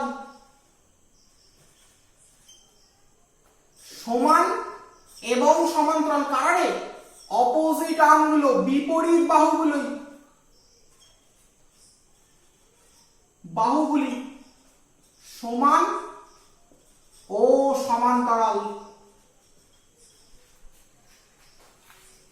তাহলে সমান যদি হয় তাহলে এই বাহুটার দৈর্ঘ্য হলো বি ভেক্টরের মান বি, যদি এটা যদি এর সঙ্গে সমান হয় তাহলে এর দৈর্ঘ্য কত বি, যদি এটা সমান্তরাল হয় প্যারালাল হয় তাহলে এর দিক যেদিকে আছে এর দিক কি হবে, একই দিকে থাকবে। তাহলে আমি এটাকে তো বি ভেক্টর দিয়ে আইডেন্টিফাই করতেই পারি, যেমনটা প্যারালোগ্রাম ল করার সময় করেছিলাম, ঠিক সেম অ্যাজ এই দুটো কি বিপরীত বাহু, এর দৈর্ঘ্য সমান, এটা যেহেতু প্যারালাল তাহলে এর দিক আর এর দিকও কি সমান, তাহলে এইটা যদি এ ভেক্টর দিয়ে রিপ্রেজেন্ট করি তাহলে অবভিয়াসলি এটাও আমি এ ভেক্টর দিয়ে রিপ্রেজেন্ট করতে পারি, অবশ্যই পারি। তাহলে দেখ জিনিসটা কেমন দাঁড়ালো, আমি অলরেডি এই ডায়াগোনালটাকে r vector equal to a plus b করেছিলাম, a এর সঙ্গে b কে যোগ করে এদিক বরাবর ডিরেকশনটা আমি কি নিয়েছিলাম, এই ডিরেকশনে r ভেক্টর ইকুয়াল টু লিখেছিলাম কত, a vector plus b vector, এইটুকুনটা আমরা আগে এখানে করেছিলাম। এখন শুধু আমি এইটুকুনটাকে রিপ্রেজেন্ট করলাম, করার পরে যেটা দাঁড়ালো সেটাকে পুনরায় আমি রিড্র করছি। দেখ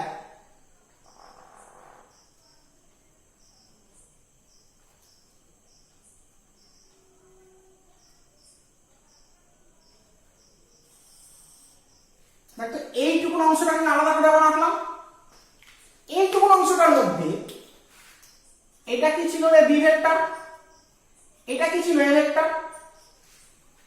আচ্ছা বল এই ট্রায়াঙ্গেলটা এই দুটো কি ক্রমানুসারে গৃহীত বাহু না, this two arm taken in same order, এই দুটো বাহু কি ক্রমানুসারে গৃহীত বাহু, তাহলে বিপরীত ক্রমে গৃহীত তৃতীয় বাহুটি ওই দুটো বাহুর লোভ থেকে ওই দুটো ভেক্টরের লোভ থেকে প্রকাশ করবে। বিপরীত ক্রম মানে কোনটা, যদি অ্যারো সাইন এদিকে দিই তাহলে সেম অর্ডার হয়ে গেল, যদি অ্যারো সাইন আমি এদিকে দিই তাহলে কি অপোজিট ক্রম হয়ে গেল, তাহলে অপোজিট ক্রম কোনটা এটা, তাহলে এই দুটোর রেজাল্টেন্ট ভেক্টর যদি r ভেক্টর হয় তাহলে r ভেক্টর ইকুয়াল টু কত লিখতে পারি, b এর সঙ্গে আমি একে যোগ করেছি b vector plus a vector. এখন তুই বলতেই পারিস স্যার এটাকে r ধরলেন কেন, কারণ এর দৈর্ঘ্য যে r, এটা তো আগেই আমি এখানে বার করে রেখেছি যে এইখান থেকে এইটুকুনটা যদি r ভেক্টর হয় তাহলে এর দৈর্ঘ্যটা কত r, তাহলে এর দৈর্ঘ্য যদি r হয় তাহলে এটাকে আমি r দিয়ে লিখবো না, r দিয়ে তো অবশ্যই লিখবো। এখন ওটা ভেক্টর হচ্ছে কারণ কি দুটো ভেক্টরকে যোগ করে আমি ওটা পাচ্ছি, তার মানে বোঝা যাচ্ছে এই দুটোকে যোগ করে আমি যেটা পাচ্ছি সেটা কেমন হচ্ছে, এখানকার r ভেক্টর। আচ্ছা এটাকে b আর a যোগ করে আমি r ড্যাশ ভেক্টর একটু বলি এটাকে, তাহলে r dash vector equal two b vector plus a vector. আচ্ছা বলতো r ভেক্টর যে জিনিসকে নির্দেশ করছে r ড্যাশ ভেক্টর তো একই লাইনকে নির্দেশ করছে, r ভেক্টরের দিক যেদিকে আছে r ড্যাশ ভেক্টরের দিকও সেই দিকে আছে, r ভেক্টরের মান যা বা দৈর্ঘ্য যা r ড্যাশ ভেক্টরের দৈর্ঘ্য তাই, তাহলে কি আমি বলতে পারি না r dash vector equal to r vector, বলতে পারি। তাহলে r ড্যাশ ভেক্টর মানে কত ভেক্টর রে, r ড্যাশ ভেক্টর মানে b vector plus a vector equal to r vector মানে কি ভেক্টর, a ভেক্টর প্লাস কি b ভেক্টর। তাহলে এটা কি হলো, প্রুফ হয়ে গেল, প্রুফড হয়ে গেল। অর্থাৎ কি, if the two vectors interchange their position their resultant remain the same, অর্থাৎ b এর সঙ্গে একে যোগ করলে আমি যা পাবো r ড্যাশ, a এর সঙ্গে b কে যোগ করলে আমি কি তাই পাবো। এটাই কি স্টেটমেন্ট ছিল কমিউটেটিভ ল। তাহলে কমিউটেটিভ লকে আমরা স্টেটমেন্টটা দিলাম, এবার এটাকে প্রুফ করলাম। তাহলে তোরা যখন পরীক্ষায় করবি ঠিক এই তিনটে ছবিকে এইভাবে আঁকবি। তাহলে প্রথমে এই ছবিটা আঁকবি, এখানে ছবিটা আঁকার পর এখানে নিচে লিখে রাখবি অ্যাকর্ডিং টু ট্রায়াঙ্গেল ল। এটা কি পাবি? বলবি ত্রিভুজ সূত্র অনুযায়ী, ত্রিভুজ সূত্র অনুযায়ী according to laws of triangle লিখে রাখবি। এইবার এটা যখন আঁকবি তখন বলে দিবি যে এখানে ও এ ও পি কিউ আর, এটা আঁকার পরে বলে দিবি পি কিউ এর সমান্তরাল করে ও আর এবং ও পি এর সমান্তরাল করে আর কিউ অঙ্কন করা হয়েছে। তাহলে কি লিখবো আমরা? লিখবো ও কিউ এর সমান্তরাল করে ও আর এবং ও পি এর সমান্তরাল করে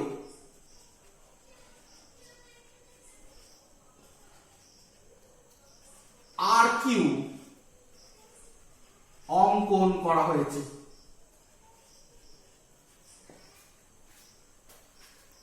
হয়েছে? তাহলে এই ট্রায়াঙ্গেলটাকে আবার আমরা আলাদা করে বার করে নিয়েছি।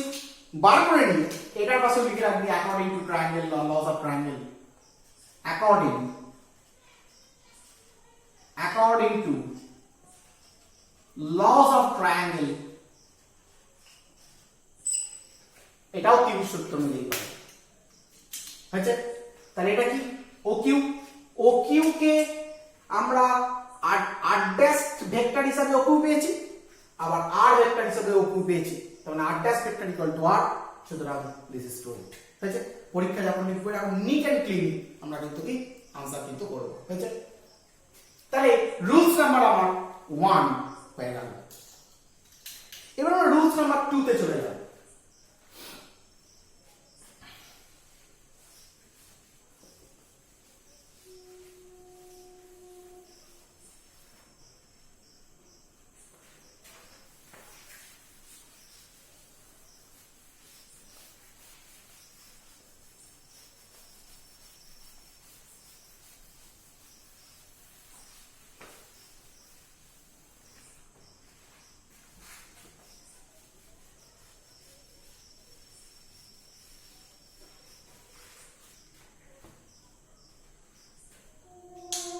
Rules number 2.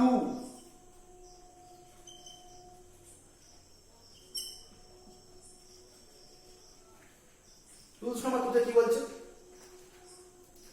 বলছে তিনটি ভেক্টর তাদের অবস্থানের বিচারে যেভাবেই যোগ করা হোক না কেন,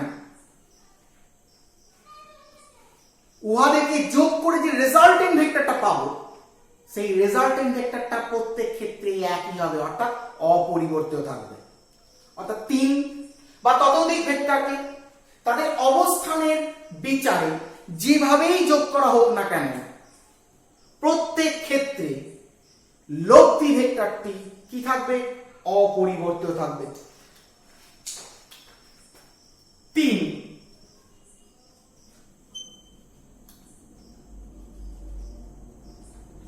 বা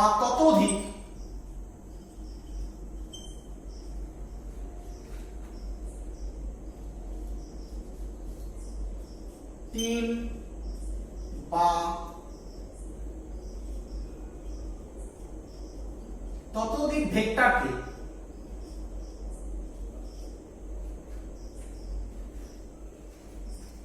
তাদের অবস্থানের বিচারে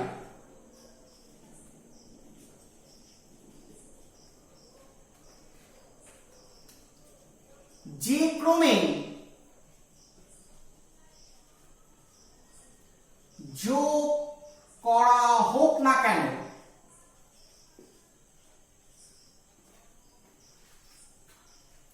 প্রত্যেক ক্ষেত্রে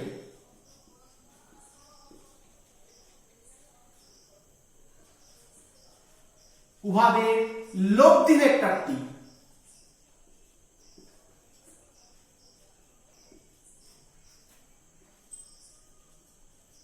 অপরিবর্তিত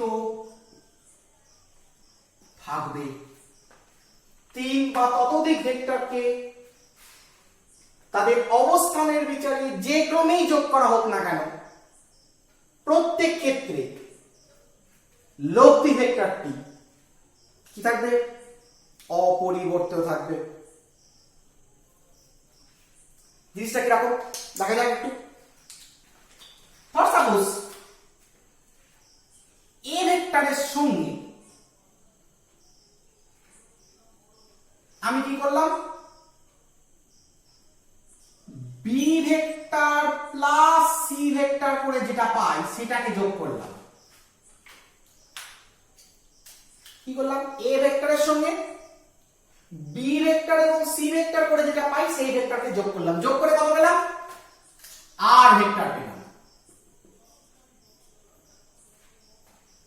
বলছে তুমি এ ভেক্টরের সঙ্গে বি ভেক্টরকে যোগ করো, যোগ করে তার সঙ্গে যদি সি কে যোগ করো তাহলেও তুমি আর ভেক্টরই পাবে।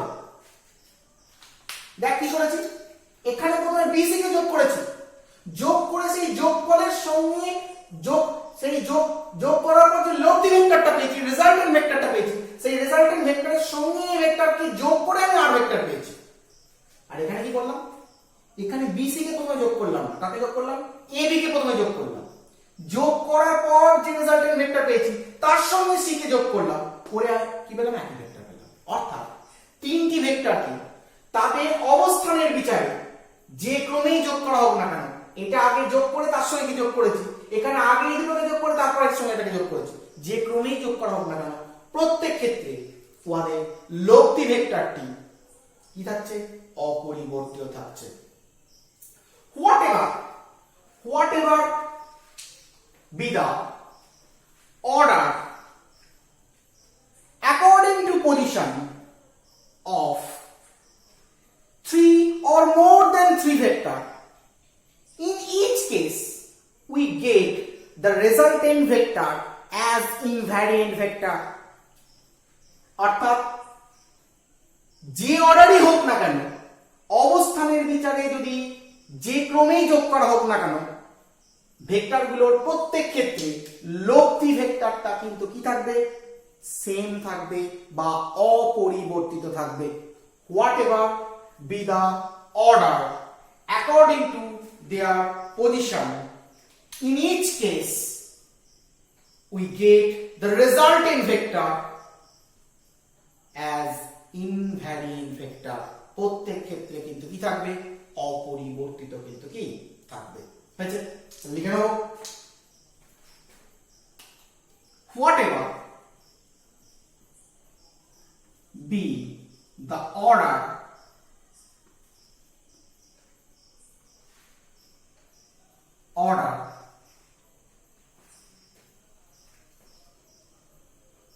with respect to what? With respect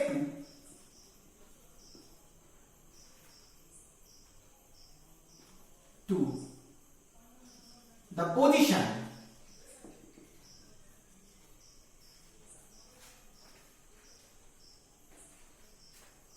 of 3 or more than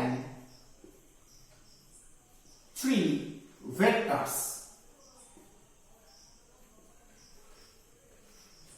of addition, then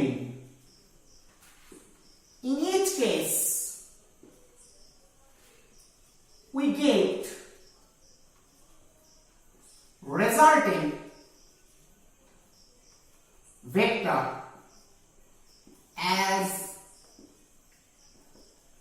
invariant vector. Whatever be the order with respect to the position of 3 and more than 3 vector of addition, then in each case we get resultant vector as invariant vector. তাহলে এটা কি হয়ে গেল? বিবৃতি হয়ে গেল, statement. তাহলে কি করতে হবে? আমাদের এটাকে প্রুফ করতে হবে। স্টেটমেন্টটাকে আমাদের করতে হবে, প্রুফ করতে হবে। তো আমরা কি করব? এটাকে প্রুফ করব। দেখা যাক কিভাবে প্রুফ করা যায়। সাপোজ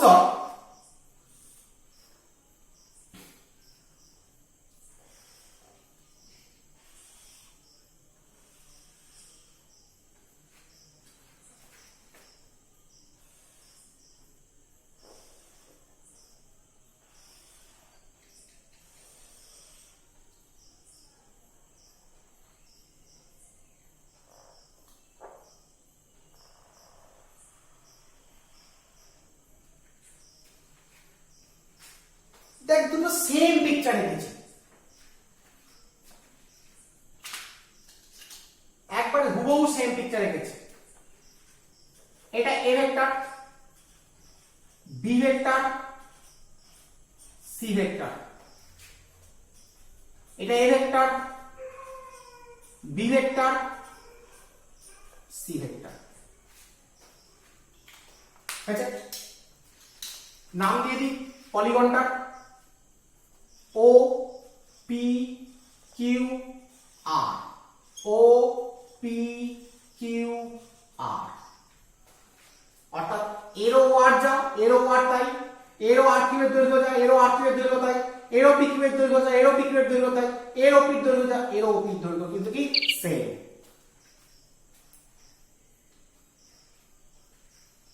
তাহলে আমরা কি পাচ্ছি, এটা থেকে আমরা কি পাচ্ছি? আচ্ছা বলতে এটা থেকে কি পাচ্ছি তার আগে আমি করি কি, এই টাকাকে ড্র করে দিই, এই ও পয়েন্ট আর কিউ পয়েন্ট কানেক্ট করে দিই। ও পয়েন্ট আর কিউ পয়েন্ট আমরা কানেক্ট করে দিলাম। কানেক্ট করে দিয়ে কি পেলাম রে? এটা একটা ট্রায়াঙ্গেল হয়ে গেল। এই ট্রায়াঙ্গেলে এই দুটো কি ক্রমানুসারে গৃহীত বাহু, this two arm taken in same order. তাহলে বিপরীত ক্রমে নেওয়া তৃতীয় বাহুতে এই বাহু দুটোর লব্ধিকে প্রকাশ করবে। ধরলাম এর লব্ধি হচ্ছে r1 vector equal to a vector plus b vector. কি বলা যেতে পারে? আবার তুই এই ট্রায়াঙ্গেলটা ফেলতে দেখ, তাহলে এখান থেকে আমরা কি পাই? যেটা পাই আমি লিখে নিই, from triangle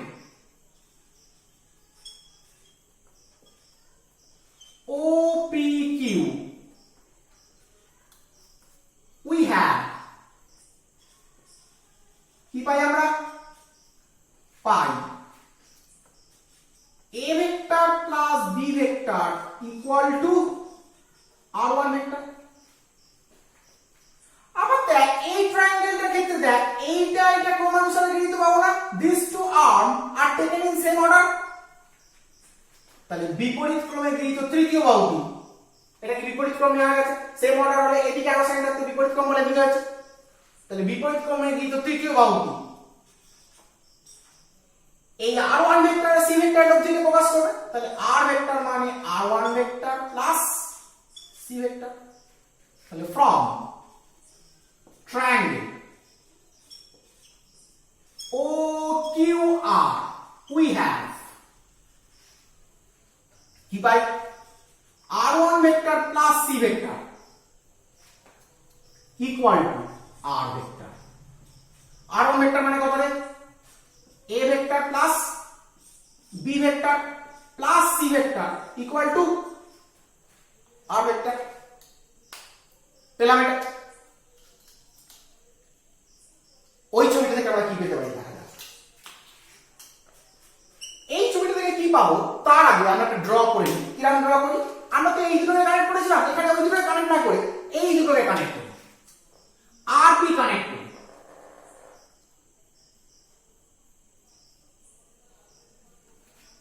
আচ্ছা আর পি কানেক্ট করলে কি পাই? দেখো এই যে ট্রায়াঙ্গেলটা আছে, এই ট্রায়াঙ্গেলটা এইটা একটা ক্রমানুসারে গৃহীত বাহু, this two are taken in same order. এই দুটোকে ক্রমানুসারে গৃহীত বাহু। তাহলে বিপরীত ক্রমে গৃহীত তৃতীয় বাহুটি যদি এদিকে আরো সাইন হতো সেম অর্ডার হতো, তাহলে এদিকে যদি আরো সাইন হচ্ছে কি অপোজিট অর্ডার হয়ে গেছে, বিপরীত ক্রমে গৃহীত তৃতীয় বাহুটি এই ভেক্টর দুটি লব্ধিকে প্রকাশ করবে। ধরলাম এই ভেক্টরটা কোন ভেক্টর?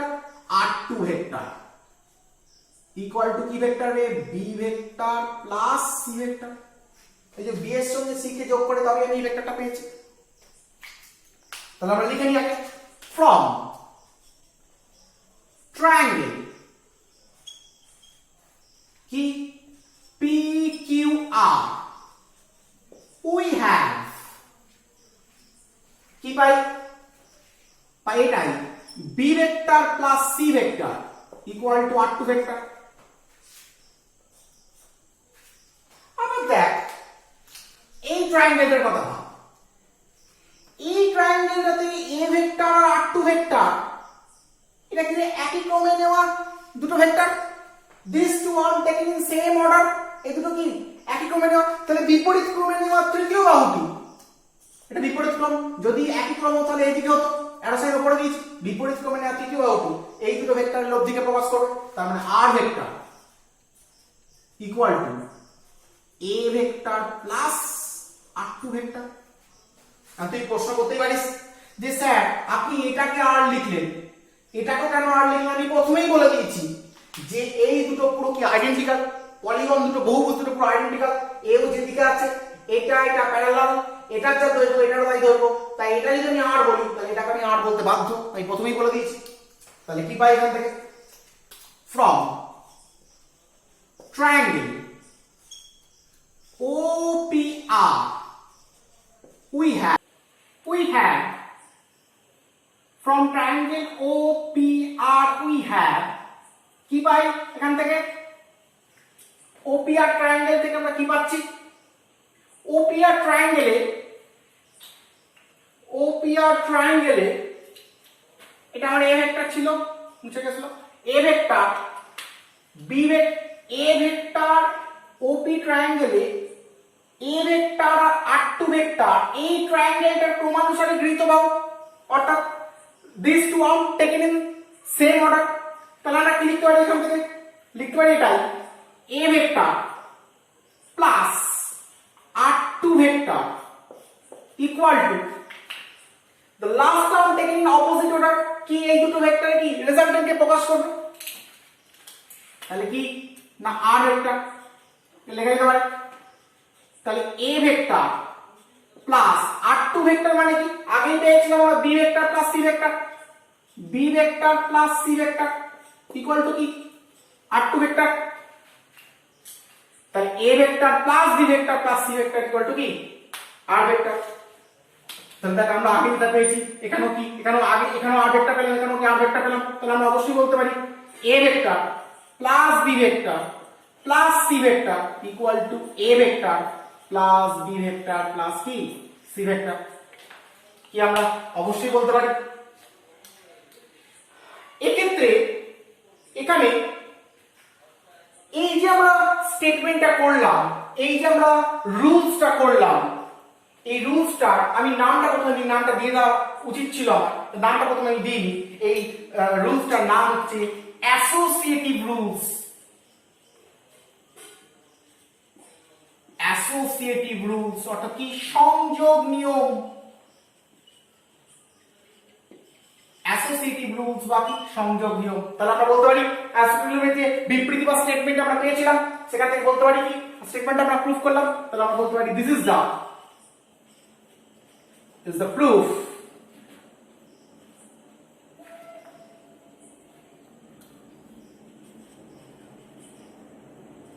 of associative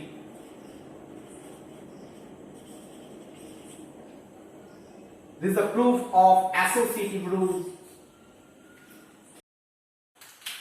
সুতরাং আমরা করলাম ভেক্টর অ্যালজেব্রা দুটো নিয়ম কিন্তু শিখে ফেললাম, দুটো নিয়মের বিবৃতি শিখে ফেললাম, স্টেটমেন্ট শিখে ফেললাম এবং তাদের করেসপন্ডিং কিন্তু প্রুফ গুলো কিন্তু আমরা কি করে ফেললাম। ভেক্টর অ্যালজেব্রা আরো একটা নিয়ম আছে, আমি বলেছিলাম ভেক্টর অ্যালজেব্রার নিয়ম কতগুলো, 3টে নিয়ম। আরো একটা নিয়ম আছে, সেই নিয়মটা হচ্ছে কি, সেই নিয়মটার নাম হচ্ছে বন্টন নিয়ম বা ডিস্ট্রিবিউটিভ রুলস, কিন্তু ওটা আমরা আজকে করব না, আমরা নেক্সট দিন করব আমাদের সেকেন্ড সেশনে। এটা পার্ট 1, আমি এটাকে দুটো পার্টে পড়াবো, সেকেন্ড সেশনটাকে পার্ট 1 পার্ট 2। আজকে আমি পার্ট 1 কে কমপ্লিট করছি। যেগুলো যেগুলো পড়লাম তোরা কেয়ারফুলি এবং সিনসিয়ারলি খুব ভালো করে কিন্তু দেখবি এবং প্রত্যেকটা স্টেপ বুঝে বুঝে করবি এবং সেগুলোকে কিন্তু রীতিমতো কিন্তু প্র্যাকটিস করবি। আমি নেক্সট সেকেন্ড সেশনের পার্ট 2 কিন্তু আমি পরের দিন আমি পার্ট 2টা নিয়ে আলোচনা করব। আজকে আমাদের এত অবধি হয়েছে, তো পার্ট 2 আমাদের নেক্সট দিন আবার দেখা হবে, হয়েছে।